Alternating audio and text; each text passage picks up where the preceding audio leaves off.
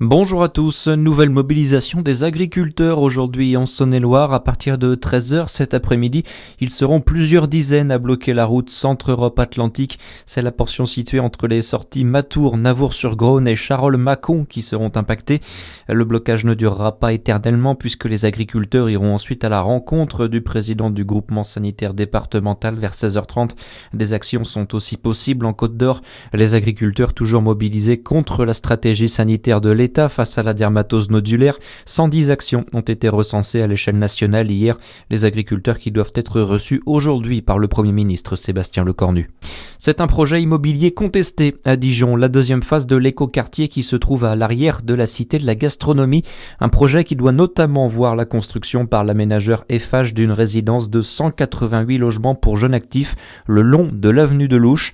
Le permis de construire a été accepté par la métropole en septembre et depuis certains habitants s'inquiètent pour leur cadre de vie, Anna Granger. Pour leur cadre de vie, oui, mais aussi pour l'environnement, puisque le projet immobilier d'Eiffage se situerait en bordure de Louche, dans un quartier très densément peuplé. Selon les mots du mouvement citoyen Dijon Avenir, le mouvement annonce soutenir une association locale qui porte une alternative à ce projet immobilier, à savoir la renaturation de 2 hectares qui s'inscrirait dans le plan de reconquête végétale de Dijon Avenir.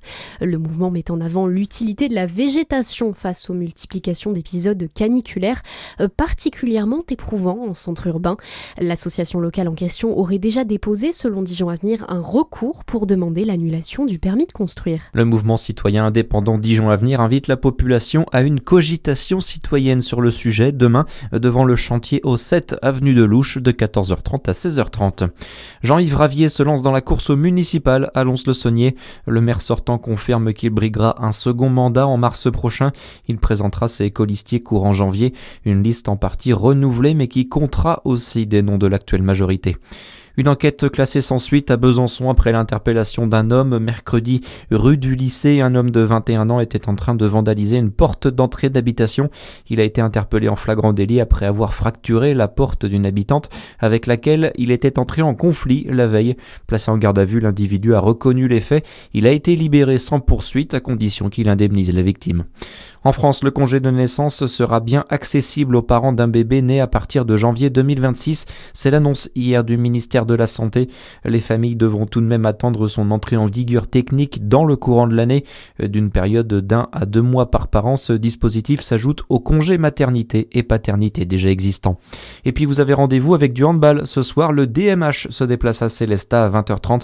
Les Dijonnais qui peuvent prendre leur distance avec le bas de tableau en cas de victoire en Alsace. Bonne journée à tous sur Fréquence Plus. À suivre, c'est votre météo.